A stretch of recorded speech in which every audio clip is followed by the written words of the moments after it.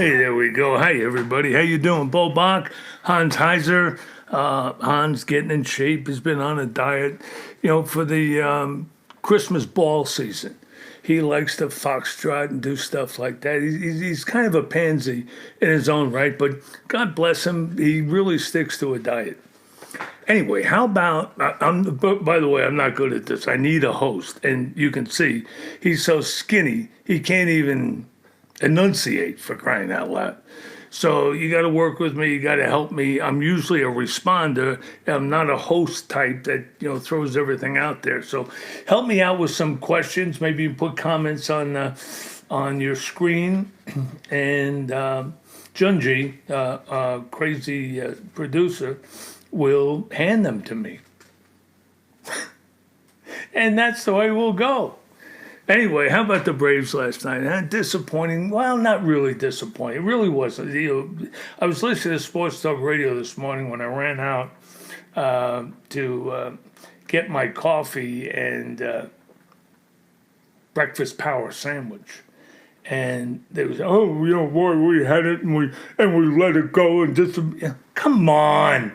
This is not a team that deserves that type of. This team is good to be here. It's good to be here.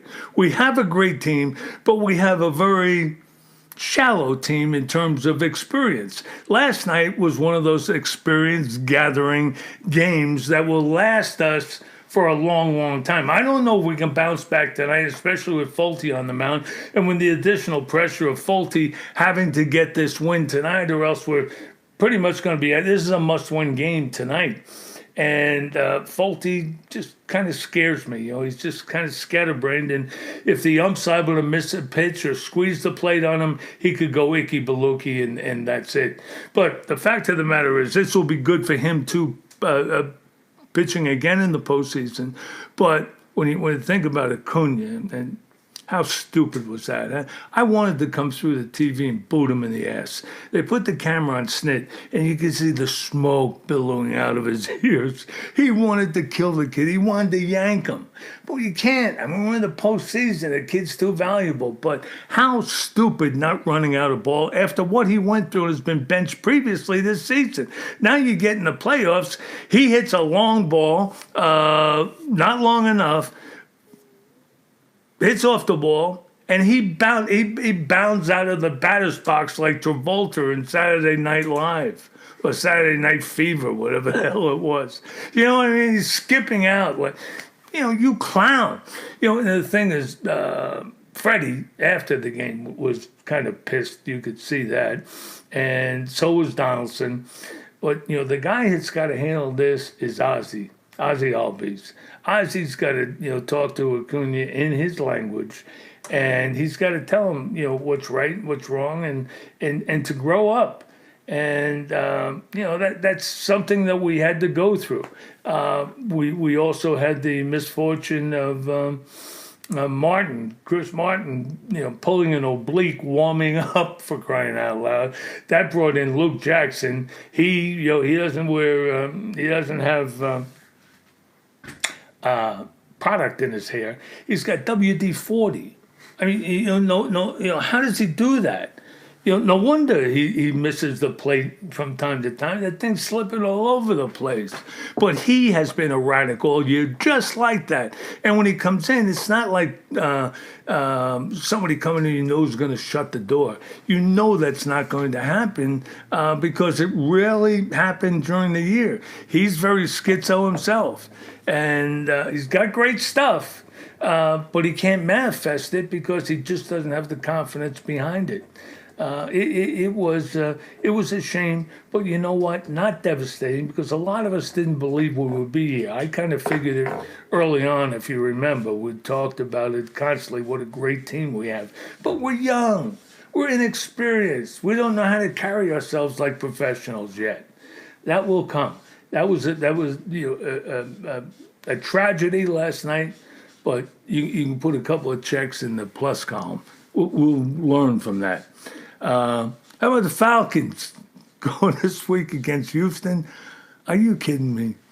Has Arthur absconded with this team or what? This team is so far away from the Atlanta everyday fan, it isn't even crazy.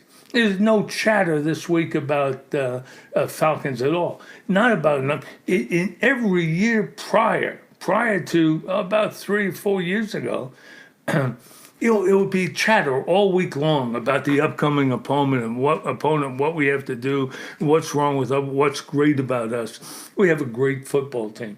We have no coaching. We have no leadership.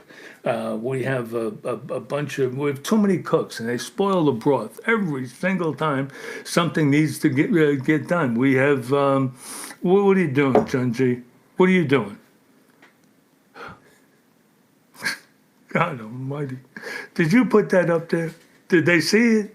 All right, good. This is what I'm working with here. This is why I asked Hans, do not go on a diet. All right? And he's been on that, what do they call that diet that's no carbs?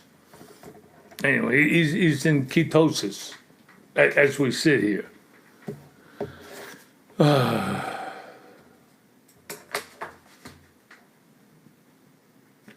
Question from Joe Abalone is, if we lose, is Coach gone?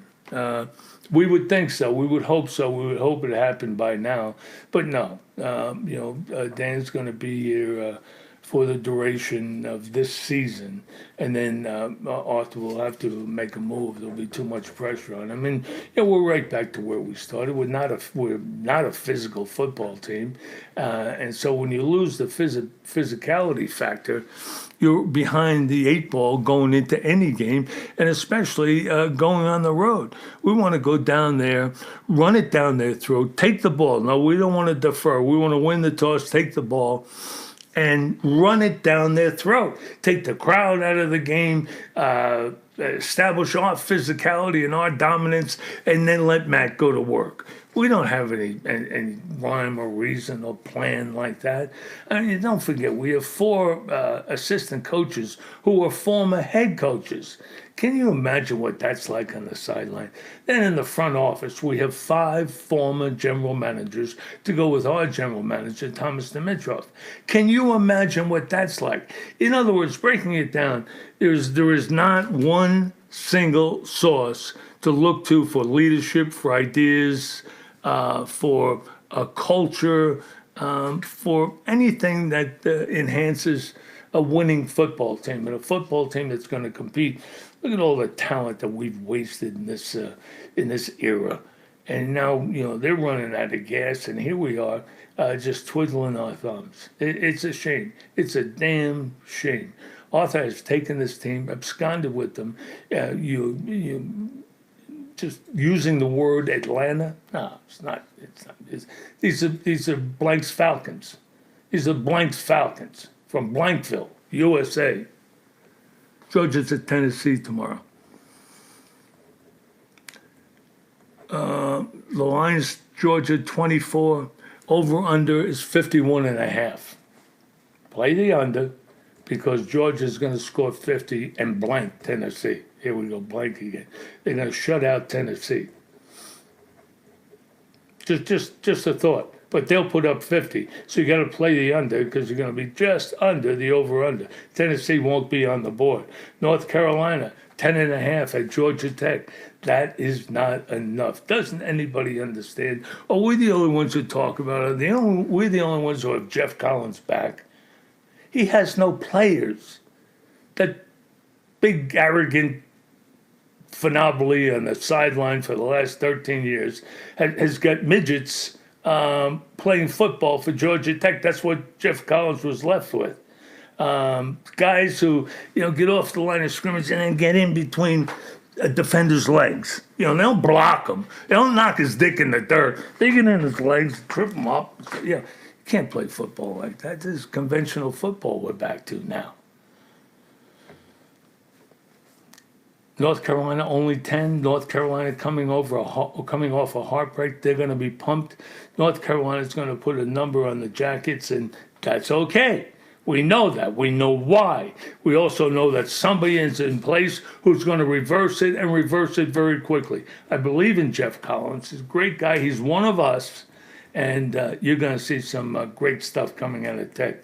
How about, what we've got to look forward to is Hawks opened up a couple of days ago camp, and boy, we're going to be fun to watch. I don't know how effective we're going to be because we just don't have any experience in closing out games down the stretch naturally. But we are extremely athletic. We're going to run the floor like crazy. Kevin Herter, 6'9", perimeter shooter, put on pounds and muscle so we can take the ball to the basket, end up on the line. Collins is coming into this year is his year to explode.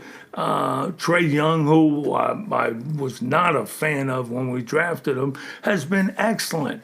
And, he's now another year stronger and healthier and know what's coming down the pike. Hawks are really the team to watch. They are going to be fun. They can do some damage.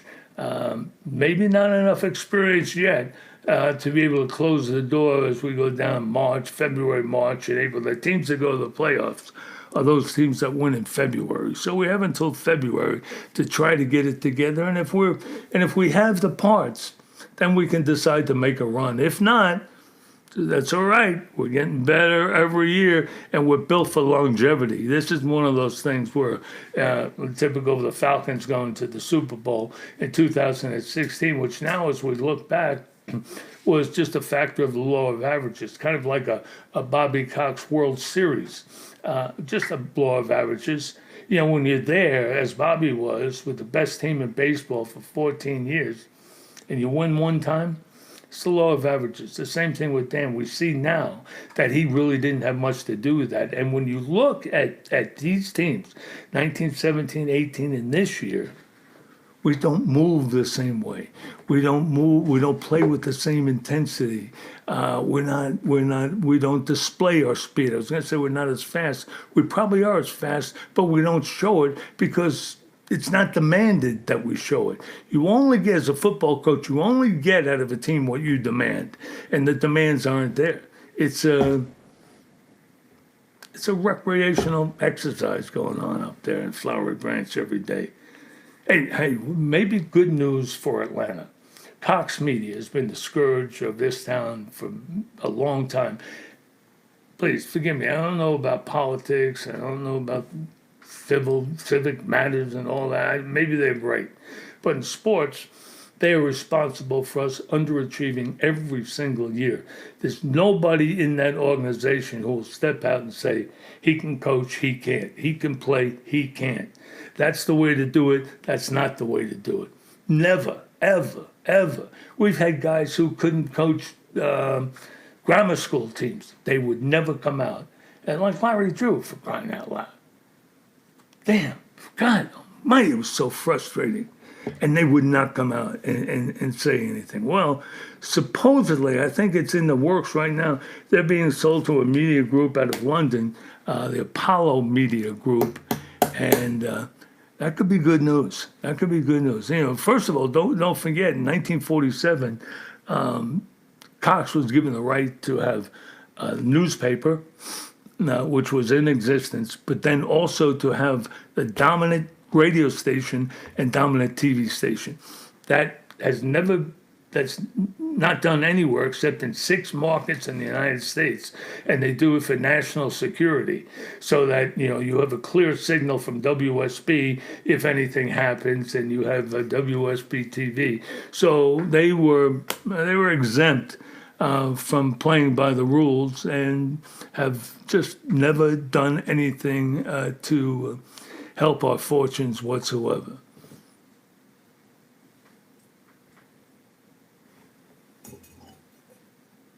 Buy a cup.